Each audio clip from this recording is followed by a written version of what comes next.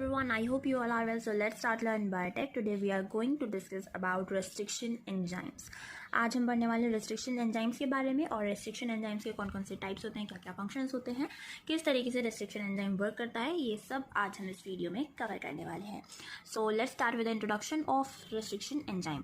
Restriction enzyme एक molecular seizure की तरह काम करता है, जहाँ पे भी जीन को कट करना हो या फिर कोई कट प्रोड्यूस करना हो और फिर उसके अंदर कोई दूसरा जीन ऐड ऑन करना हो, तो वहाँ पे रेस्ट्रिक्शन एंजाइम यूज़ किया जाता है एज अ सीजर की तरह. एज अ सीजर वर्क करता है restriction enzyme in molecular biology.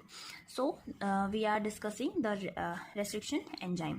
So restriction enzyme basically दो एक्टिविटीज़ जो है वो शो करता है. दो एंजाइमेटिक एलिमेंट्स उसके अंदर प्रेजेंट होते हैं.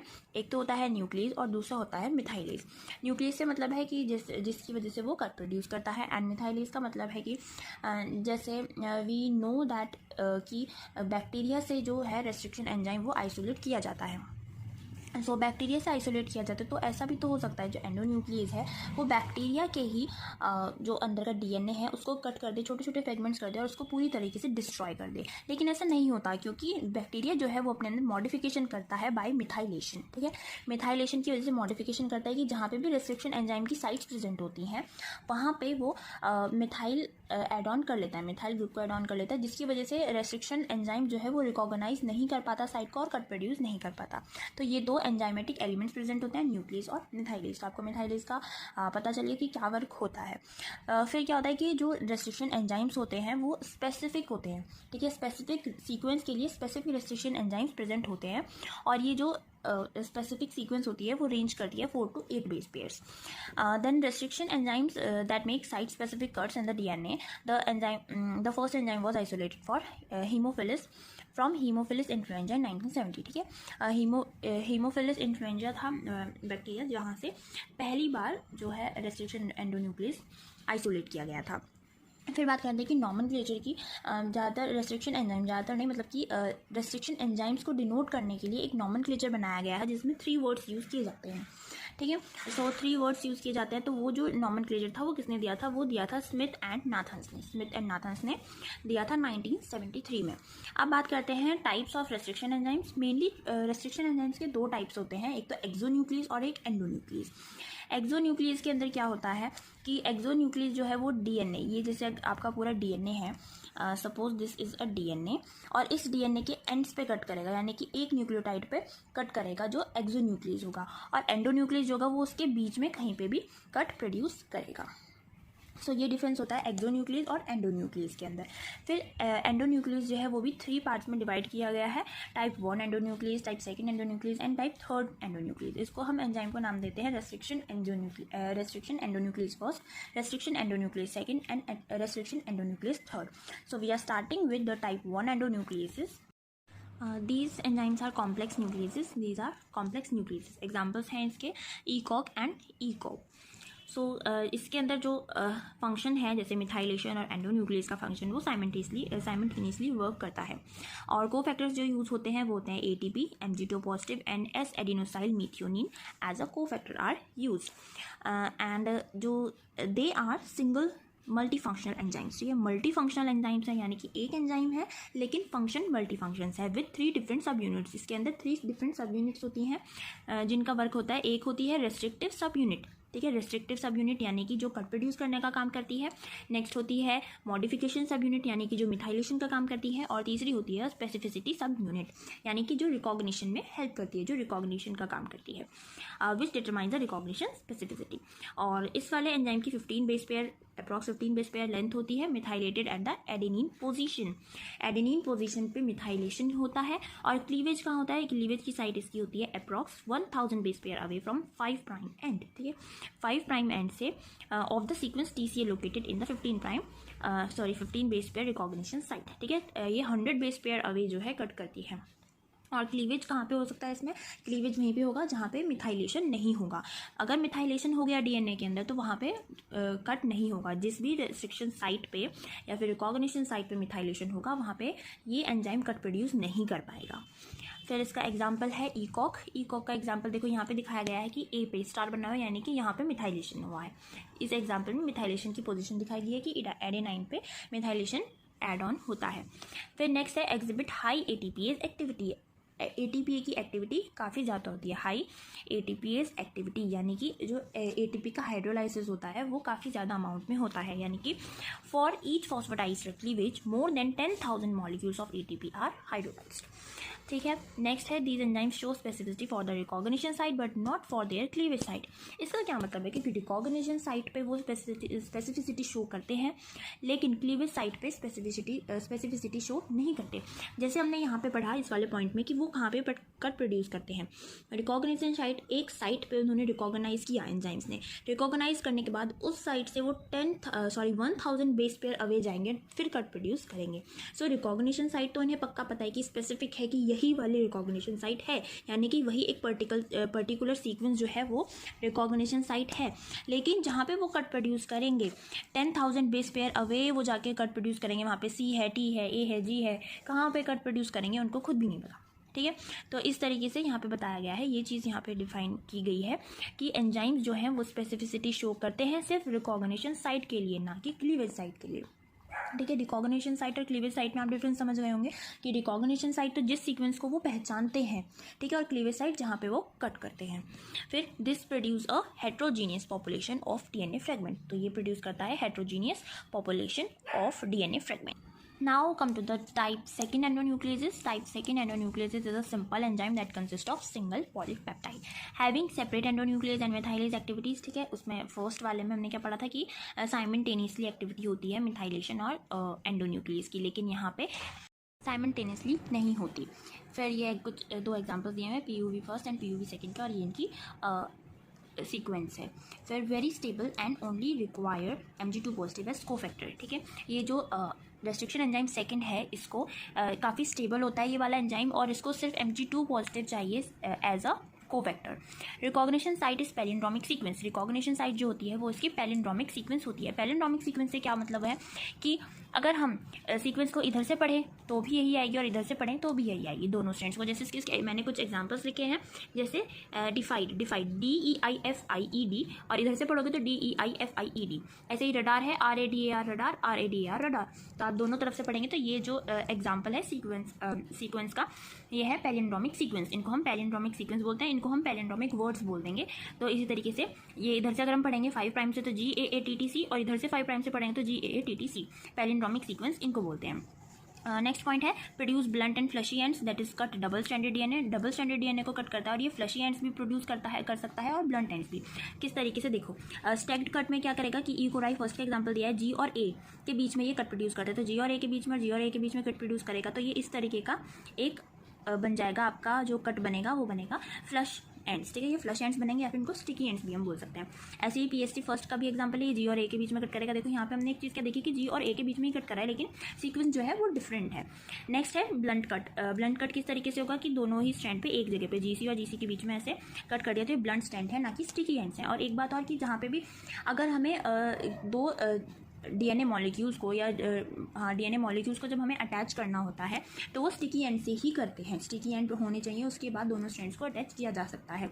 अगर वहाँ पे ब्लंट एंड प्रोड्यूस होगा तो वहाँ पे ब्लंट एंड की वजह से वो जो है मॉलिक्यूल जो है वो ऐड नहीं हो पाएंगे। और इस वजह से अगर हमारे पास कोई एंजाइम है वो ब्लंट एंड प्रोड्यूस करता है, ब्लंट एंड से हम दूसरा मॉलिक्यूल जो है इसमें ऐड नहीं कर पा रहे हैं, तो हम यहाँ पे लिंकर्स की हेल्प लेते हैं। लिंकर्स ऐसे मॉलिक्यूल्स हैं या ऐसे सीक्वेंसेस हैं जो ऐड ऑन होकर सीक्वेंस के एंड्स पे ऐड ऑन होकर उनको स्टिकी एंड्स में कन्वर्ट करते हैं। और ऐसे ही इनका अपोजिट है, अगर हमें कहीं पे स्टिकी एंड्स की जगह पे ब्लंट एंड चाहिए लेकिन हमारा एंजाइम जो है वो ब्लंट एंड दे रहा है, स्टिकी एंड्स दे रहा है, तो स्टिकी एंड्स को ब्लंट एंड में कन्वर्ट करने के लिए हम यूज़ करते हैं एडेप्टर्स का। ठीक है, एडेप्टर्स वहाँ पे यूज़ होते हैं, तो वो स्टिकी एंड को ब्लंट एंड में कन्वर्ट करते हैं। Let's come to the next point. Some restriction endonucleases possess identical recognition and cleavage sites that are called isosomers. Example, hint third and HUS first. ठीक है, तो ये वाले कुछ इस तरीके के होते हैं रेस्ट्रिक्शन एंजाइम्स, यानी कि 4 या 5 रेस्ट्रिक्शन एंजाइम्स हो गए, और वो सब के सब जो रेस्ट्रिक्शन एंजाइम है उनकी जो रिकॉग्निशन साइट और क्लीवेज साइट है वो आइडेंटिकल है, तो उन एंजाइम्स को हम बोलते हैं आइसोसेक्सोमर्स। ठीक है, एग्जाम्पल इसके दे गए। फिर नेक्स्ट आता है, ये एग्जाम्पल है, फिर सम एंजाइम्स पॉजेस सेम, कुछ एंजाइम्स ऐसे होते हैं जिनके पास सेम रिकॉग्निशन साइट होती है लेकिन क्लीवेज साइट जो होती है वो डिफरेंट होती है, ये उसके एग्जाम्पल्स गिवन है। And then some restriction endonucleases with different recognition sequences में produce the same sticky ends that is generate identical overlapping termini. Okay, फिर ये सब इसके एग्जाम्पल्स दिए हैं, BMH1, BGL second and SAU 3A। So star activity क्या होती है? The enzyme changes its specificity. Star activity का मतलब है कि जो एंजाइम है वो अपनी स्पेसिफिसिटी को चेंज कर सकता है। स्टार कंडीशन कब बनती है, स्टार एक्टिविटी कब एक्टिवेट होती है? जब रिएक्शन कंडीशंस चेंज होती हैं, जैसे increase in the pH, lowering the concentration of NaCl और replacing magnesium by manganese, magnesium की जगह पे मैग्नीज लग जाए, and due to the methylation of DNA, जब मिथाइलेशन हो जाता है। तो इसका एग्जांपल है E. coli नॉर्मली जो रिकॉग्नाइज करती है सीक्वेंस वो होता है GAATTC, लेकिन जब रिएक्शन में चेंज आ जाता है, कोई चेंज आ जाता है रिएक्शन में, तब रिकॉग्नाइजेशन सीक्वेंस कौन सा होता है उसका? AATT, ठीक है, AATT, that is tetranucleotide and this is हेक्सान्यूक्लियोटाइड।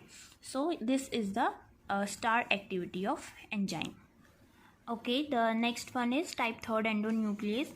Type third endonuclease जो होता है उसके 2 सब यूनिट्स होते हैं, जिसमें एक सब यूनिट रिस्पॉन्सिबल होती है साइट रिकॉग्निशन एंड मॉडिफिकेशन में, और दूसरी सब यूनिट रिस्पॉन्सिबल होती है न्यूक्लियस एक्शन के लिए। को फैक्टर्स जो यूज़ होते हैं वो ATP और Mg2 पॉजिटिव यूज़ होते हैं। रिकॉग्निशन जो होता है वो नॉन पैलिंड्रोमिक सीक्वेंस होता है, यानी कि पैलिंड्रोमिक सीक्वेंस मैंने अभी बताया क्या मतलब होता है उसका। सो ये नॉन पैलिंड्रोमिक होता है, यानी कि रिपीटिंग अगर इधर से उधर पड़े तो डिफरेंट होता है, सेम नहीं होता। क्लीवेज कहाँ पे करती है? 25 to 27 down stream of recognition site, 25 से 27 डाउन स्ट्रीम पे करती है रिकॉग्निशन साइट के। The single strand ends produced by type third, ठीक है, सिंगल स्ट्रैंड प्रोड्यूस होता है, always differ from each other and thus can not be recombined at random. So single strand को ही कट कर पाता है type third endonuclease. Next one is lack of ATPase। अब आप कहेंगे कि ATP तो यहाँ पे है, लेकिन ATPase की एक्टिविटी लैक है, क्योंकि यहाँ पे बहुत ही कम मात्रा में बिल्कुल ना के बराबर ATP यूज़ होता है, जिसकी वजह से यहाँ पे लिखा है कि lack of ATPase activity. NS adenosyl methionine भी नहीं होता है इसके अंदर। तो यहाँ पे मेनली जो यूज़ होता है वो Mg2 पॉजिटिव होता है। They produce relatively homogeneous population of DNA fragments unlike fragments obtained by cleavage of type first enzyme। तो ये रिलेटिवली होमोजीनियस पॉपुलेशन जो है फ्रेगमेंट की प्रोड्यूस करते हैं, अनलाइक फ्रेगमेंट। क्योंकि अनलाइक इसलिए का है क्योंकि जो फर्स्ट वाला है टाइप फर्स्ट एंजाइम है वो हेट्रोजीनियस पॉपुलेशन प्रोड्यूस करता है DNA की। Next point is they are not used for gene cloning because cleaved products are not uniform, ठीक है। तो ये जो थर्ड टाइप के एंजाइम्स हैं वो जीन क्लोनिंग में यूज़ नहीं किए जाते। अब हम देख लेते हैं रेस्ट्रिक्शन एंडोन्यूक्लियस की कुछ शॉर्ट नोट्स मैंने बनाए हुए हैं, तो वो हम देख लेते हैं। और इन दोनों ही नोट्स की PDF जो है वो मैं अपने टेलीग्राम चैनल पे डाल दूंगी, वहाँ से आपको मिल जाएगी। सो अब हम थोड़ा शॉर्ट में पढ़ लेते हैं कि रेस्ट्रिक्शन एंडोन्यूक्लियस होता है क्या। ये डिस्कवर किया था W. ऊबर ने 1960 में, ठीक है। W. एबर ने 1960 में इसको डिस्कवर किया था, और ये डबल स्ट्रैंडेड को कट करता है। ऐसे ये थोड़ा सा एग्जांपल्स वगैरह गिवन है यहाँ पे। रेस्ट्रिक्शन एंडोन्यूक्लियस किस तरीके से डबल स्ट्रैंडेड पे वर्क करता है कि यहाँ से कट करता है, और इस तरीके से न्यूक्लियोटाइड्स, ये जो छोटे छोटे दिखाए गए हैं ये न्यूक्लियोटाइड्स हैं। सो न्यूक्लियोटाइड्स को इस तरीके से कट करके कर देता है, डिफरेंट कर देता है। और यहाँ पे क्या है, रेस्ट्रिक्शन ऑफ फेज DNA। मैंने आपको मिथाइलेशन बताया था कि डेवलपमेंट मॉडिफिकेशन किस तरीके से होता है। तो मॉडिफिकेशन देखिए, ये क्या दिखाया गया है कि यहाँ पे एक बैक्टीरियल सेल है, और ये बैक्टीरियोफेज इससे अटैच हो गया, and phase injects DNA into the bacterium. Bacterium के अंदर इसने अपना DNA इंजेक्ट कर दिया। उसके बाद क्या होगा कि ये बैक्टीरिया जो है इसका ये खुद का DNA है, ठीक है। ये DNA खुद का है। Restriction endonuclease bind to the phage DNA, ठीक है। यहाँ पे फेज DNA जो है वो अटैक हो गया। Phase DNA is cleaved and inactivated, ठीक है। जो फेज का DNA है वो इनएक्टिवेटेड, मतलब ये खुद का नहीं है, उसका ही DNA, इसके DNA की प्रोसेस दिखाई है कि जो फेज का DNA है उससे एंडोन्यूक्लियस जो है वो अटैच हो जाएगा और इसको क्लीव कर देगा, और ये इनएक्टिवेटेड हो जाएगा।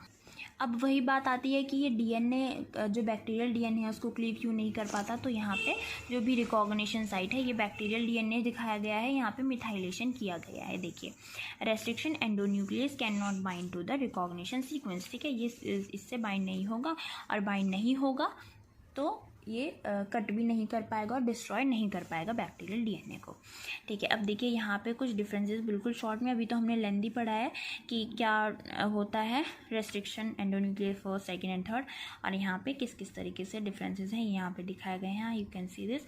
ये सब कुछ हम पढ़ चुके हैं, बिल्कुल यही सब चीज़ें मैंने आपको बताई हैं अभी वीडियो के अंदर। ये देखिए नोट्स की PDF आपको मिल जाएगी टेलीग्राम चैनल पर। नेक्स्ट है यहाँ पे एग्जांपल्स दिए गए हैं कुछ एंजाइम्स के। एंजाइम्स हैं कौन सा ऑर्गेनिज्म से वो ऑब्टेन किए गए हैं, रिकॉग्निशन सीक्वेंस कौन कौन सी है, और वो कौन से एंड्स प्रोड्यूस करते हैं, ब्लंट एंड्स या स्टिकी एंड्स, ठीक है। यहाँ पे बताया गया है कि ज़्यादातर जो ऑलमोस्ट रिकॉग्निशन सीक्वेंसेस जो होते हैं वो पैलिंड्रोमिक होते हैं। पैलिंड्रोमिक का मतलब भी मैंने आपको बता दिया। प्रोडक्शन ऑफ ब्लंट एंड, यहाँ पे ये दिखाया गया एंजाइम्स ये किस तरीके से कट करते हैं, ब्लंट एंड्स को प्रोड्यूस करते हैं। ये यहाँ पे स्टिकी एंड्स कैसे प्रोड्यूस हो रहे हैं, रेस्ट्रिक्शन, फिर the some sticky ends produce by different restriction endonuclease, ठीक है।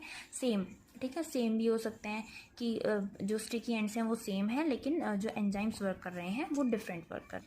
और ये कुछ डेफिनेशंस हैं, यू कैन सी दिस, ये 3 डेफिनेशंस है, यहाँ से आप कर सकते हैं cover, and these are the notes. So thank you for watching this video, and आप सब नोट्स जो हैं ये प्रॉपर नोट्स मैंने बनाए हुए हैं, ये टेलीग्राम चैनल से आपको 1-2 दिन में PDF मिल जाएगी।